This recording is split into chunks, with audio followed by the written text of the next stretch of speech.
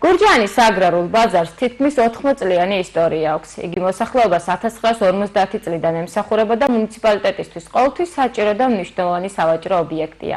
მას წლების განმავლობაში სხვადასხვა გამოწვევა ჰქონდა, თუმცა 6 წლის წინ 2020 წელს ბაზარი სრულად განახლდა, ჩაუტარდა რეაბილიტაცია და დაინერგა თანამედროვე მიდგომები. რა მდგომარეობა ახლა, რამდენად დაცულია სანიტარული და ჰიგიენური ნორმები, თემაზე ვისაუბრებთ ბაზრის დირექტორ ლამარა აკოფაშვილთან ერთად. იგი 37 წელია აგრარულ ბაზარში მუშაობს. ქალბატონ ლამარა, გამარჯობა, დიდი მადლობა, რომ მონაწილეობთ ჩვენს გადაცემაში. გამარჯობათ, მოგესალმებით, მივესალმებით თქვენ ტელევიზიის ყველა მაყურებელს. ქალბატონ ლამარა, რა მომსახურებას თავაზობს გურჯაანის აგრარული ბაზარი მოსახლეობას? ეს ბაზარი 6 წელია, რაც განახლდა, მანამდე რაც იყო ალბათ ყველა მიცის, არანაირი ისეთი პირობები არ იყო, როგორც ახლა არის, როგორც გამყიდველებისთვის, ისე მოვაჭრეებისთვის და მყიდველებისთვის.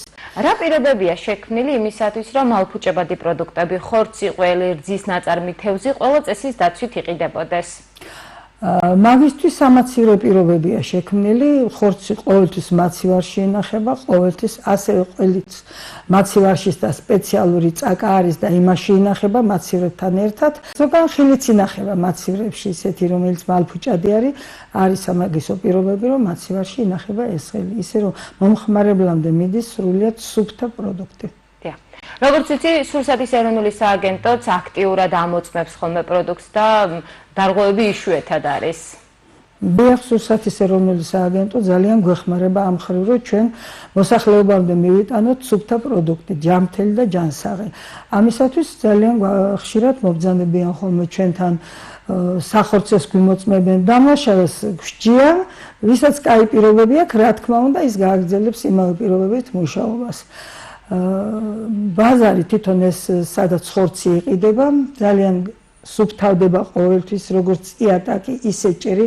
აი ახლა ხან ჩაგვიტარდა, ჩავატარეთ სარემონტო სამუშაოები, განვაახლეთ ეს კედლები, განვაახლეთ გამაგრილებელი საშუალება, ეს სავენტილაციო, დამათმობელი, ცივი წყალი, ცხელი წყალი, ყველაფერი არის, მინების შეწმენდა, გასუფთავება, ყველაფერი კეთდება საამისოდ. შეუმოწმებელი ხორცი არ იყიდება. ყველა ხორცის გამყიდველ სათანადო საბუთი. თუ არ ექნება, ამაზე სურსათის უნებლობას ვერავინ ვერ გაექცევა და მიიღებენ სათანადო. აიკრძალება ხო. ესეთი მდგომარეობაც ყოფილა, რომ აკრძალული ხორცი ყოფილა და ეს ხორცი განადგურებულა, ისე რომ არც არავის არ შეკითხებიან, იმიტომ რომ ეს ერთ-ერთი დარღვევა, მაგრამ ეს ძალიან იშვიათად, უფრო აი წინა პერიოდებში, ეხლა არ არის. ბოლო პერიოდში ქსელურ მაღაზიებში აქტიურად იყიდება ბოსტნეული და აქვთ ფასდაკლებები ხოლმე. ეს მაღაზიები უწევს თუ არა კონკურენციას გურჯაანის აგრარულ ბაზარს? Ну, რა თქმა უნდა, უწევს კონკურენციას, მაგრამ ბაზრის მოვაჭრეებიც დაინტერესებულები არიან და ყოველთვის მოდიან ჩვენთან. არიან ესეთი ხალხი, რომ და ეხლა იქ შეიძლება ყველაფერი ისეთი არ იყოს ახალი, როგორც ბაზარში არის. დიახ. ამდენად, მაგრამ ჩვენი ძირითადი შემშლელი პირობები ის არის, რომ გარეთ ვაჭრობა არის და აი მაღაზია ცოტა მოვაჭრეები გაყოფილნი არიან.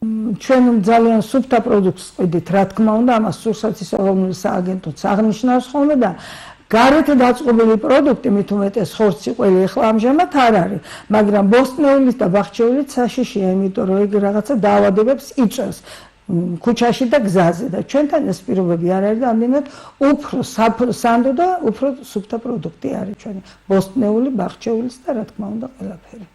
ჩვენი ბაზარი უნდა ითქვას, რომ მთელ მუნიციპალიტეტში გამორჩეული არის. ამას მე კი არ ვეძახი, მაი მოდიან სტუმრები და თვითონ ზოგი მოსულა და მადლობაც მოუხდია. დიახ.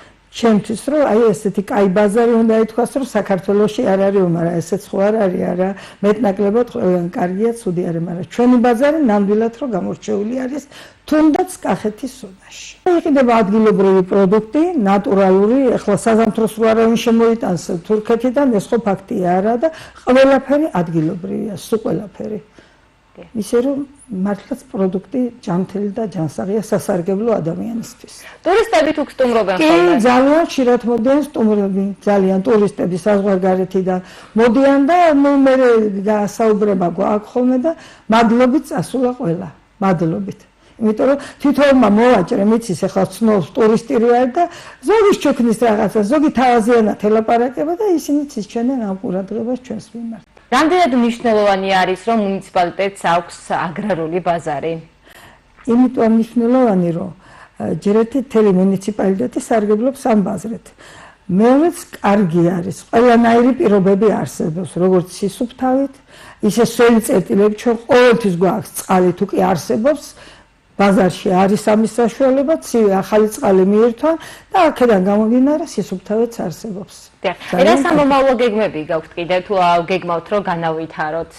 განავითაროთ, როგორი სტანდარტებსაც მოგთხოვენ, ალბათ იმას დავაკმაყოფილებთ შესაბამისად, როგორც ახლა დავაკმაყოფილებთ აი ამ ახალი ბაზრის მშენებლობით, ისე დავაკმაყოფილებთ მე. დიდი მადლობა რომ იყავით ჩვენი სტუმარი. მადლობა თქვენ.